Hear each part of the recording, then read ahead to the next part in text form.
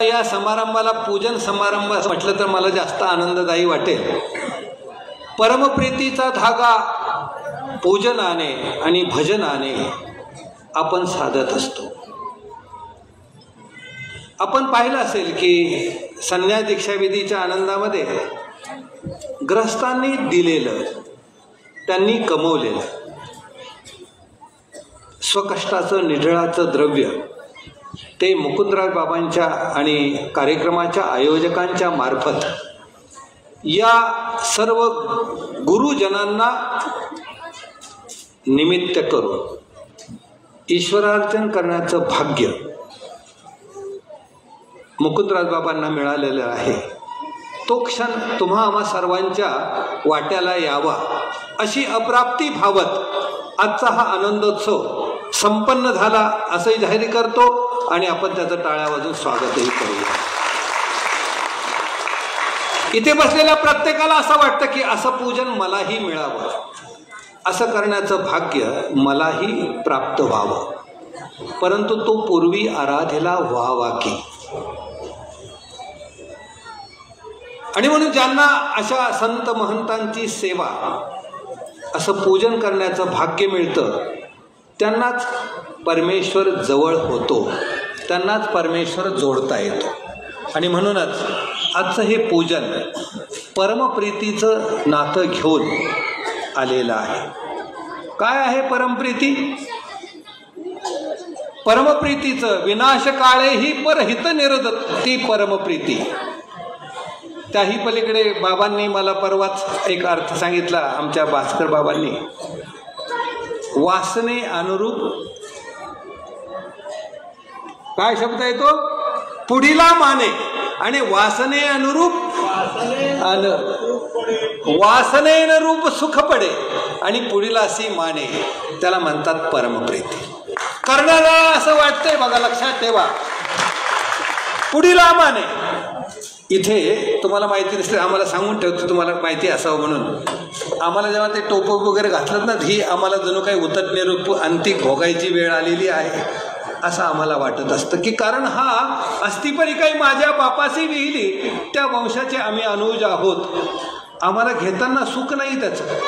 परंतु पुढीलाला माने, पुढीलाला आवडतंय तर पुढच्याच्या आनंदात आमचा आनंद आहे. पुढीलाचं भलं, पुढीलाचं, कारण देह कष्टविती परोपकारे.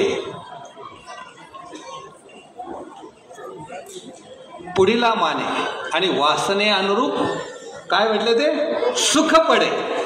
ज्याच्यामध्ये सुखश्रेय शृंगार आहे, ज्या पूजन परंपरेमध्ये हे ज्ञानाचं पूजन, हे व्यक्तीचं पूजन नाहीच आहे. मुकुंदराज बाबांनी आणि त्या सर्व परिवारांनी ज्ञानपूज्य, ज्ञानवृद्ध तो सर्वत्र पूज्य आहे. असं काय आहे या धाग्यांमध्ये की जी माळ ईश्वरार्चनाच्या निमित्ताने उपयोगी पडते? बंधूंनो, ग्रस्ताश्रमांमध्ये असलेल्या साधकांना आणि इथे आमचे युवक साधनेतून साध्यापर्यंत प्रवेश करणारे, वाटचाल करणारे सगळे दीक्षार्थी सुद्धा आहेत. सेवा समर्पण ग्रुपच्या वतीने सेवा समर्पणाचा आनंद आहे. इथे जमलेल्या प्रत्येक अनुसरल्या साधकाला ही इच्छा असते, वास्तविकाला इच्छा असते. आमची इच्छा वेगळी आहे, तुमची इच्छा वेगळी आहे. ग्रस्तांना वाटते की आम्हाला पूजन मिळावं, आमच्याकडून भजन घडावं. महानुभावांच्या ज्ञान परंपरेमध्ये भजन आणि पूजनाचे वेगवेगळे रूप आहेत. लाड कामराज नावाचा एक महानुभाव पंथीय उपदेशी आहे. त्याला कोणाचा उपदेश होता माहिती नाही. महानुभाव पंथाच्या पंथ परंपरेमध्ये उपदेश कोणाचाही घ्या, नाम मात्र एकच सांगितलं जातं की महानुभावांची एक देव एक धर्म ही परमप्रीती आहे. कोणाही महानुभावाने जरी उपदेश दिलेला असेल तर सांगणारा पंथ नाम जे आहे ते सगळ्यांचे सारखेच आहे. अन्य संप्रदायात असं नाहीये. गुरु वेगळा, त्या गुरुने दिलेला मंत्र प्रत्येकासाठी वेगळा असू शकतो.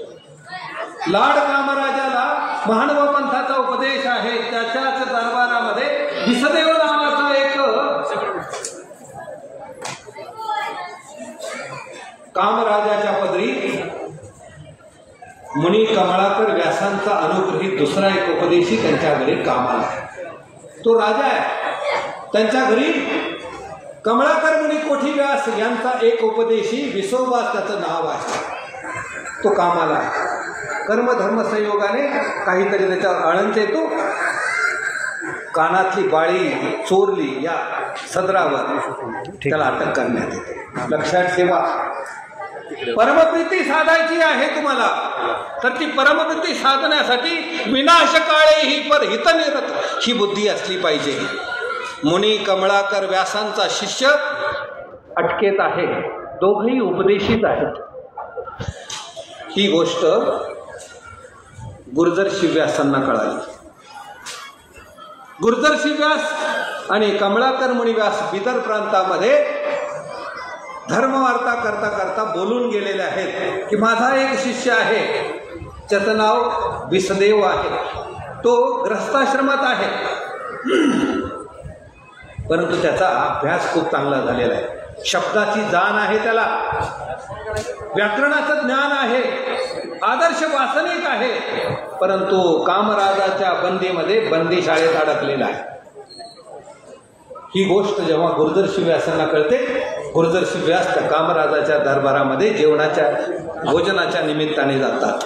अटनादिक्रमे गेलेले कमळाकर मुनी व्यास जेव्हा कामराजाच्या घरी जातात, त्यांचं भजन पूजन केलं जातं. लक्षात ठेवा, आमच्यामध्ये अतिथी देवो भव परंपरा तर आहेच आहे, परंतु प्रत्येक महानुभाव पंथीय साधकाला असं वाटतं की माझ्या घरी आल्यानंतर काहीतरी खाल्लं पाहिजे. वाटतं की नाही सगळ्या महिलांना? बाबा आले की पहिले सगळे कशात घुसतात? काहीतरी बाबांना खाऊ घालायचं. महानुभाव पंथाच्या पंथ परंपरेमध्ये आम्हाला याचा सार्थ अभिमान आहे की आमच्या या फलटण नगरीमध्ये खाऊ घालण्यामध्ये जी आवडी आणि परमप्रीती महिलांची आहे ती आम्हाला इतर कुठल्याही संत परंपरेमधल्या मठमंदिरांमधून आढळत नाही. कारण ती ईश्वरनिष्ठा परमार्गाच्या साधनाप्रती आहे. तुम्हाला सगळ्यांना माहिती असेल की तीर्थक्षेत्रात बसलेल्या लोकांना, आता बोकरच्या बाबांना किती अडचणी माहितीच आहे. स्थानापाशी वेळी या वेळी आलेल्याला खाऊ पिऊ घालणे ही आमच्या महानुभावांची, खास करून महिलांची परंपरा, उज्ज्वल परंपरा आहे. झालं, आतिथ्य झालं. लाड कामराजाने गुरुदर्शी व्यासांना खाऊ पिऊ घालण्यासाठी भजन पूजन झालं, संकल्प सोडला, ताट समोर मांडल्या गेलं आणि गुरुदर्शी व्यासांच्या डोळ्यातून अश्रुपात होत आहेत. गुरुदर्शी व्यासांच्या डोळ्यातून अश्रुपात होत आहेत. गुरुदर्शी व्यास म्हणतात, नाही मी जेवणार नाही. कल्पना करा, तुमच्या आमच्या घरामध्ये एखादा संत आलेला आहे, एखादा महंत आला, एखादा अधिकरण आलेला आहे आणि त्याने ताट आखडलेलं आहे. त्याने सांगितलं की मला नाही जेवायचं, मी जेवणार नाही. तुझ्या त्या बंदीशाळेमध्ये माझा एक नामधारक वासनिक आहे, त्याला सोडवत असतील तर मी जेवतो. तुमच्या पुढे धर्मसंकट पडलं तर तुम्ही काय करणार? अडचणीत येणार की नाही? आणि मग त्या कामराजाने सांगितलं, बाबा जेवा, मग नंतर बघू. आता ते आमचं खाजगी मॅटर आहे किंवा ते कार्मिक वेगळा प्रकार आहे. नाही म्हणाले, विसदेव सारखा शिष्य बंदी शाळेमध्ये आहे आणि मी जेवण माझ्या धर्माला सुचत नाही आहे, माझ्या धर्माला पटत नाही, माझ्या धर्मात बसत नाही आहे. आम्ही या सर्व संत महंतांचं जे पूजन करतो त्या पाठीमागे रहस्य दडलेलं आहे. ते धर्माला आधार आहेत.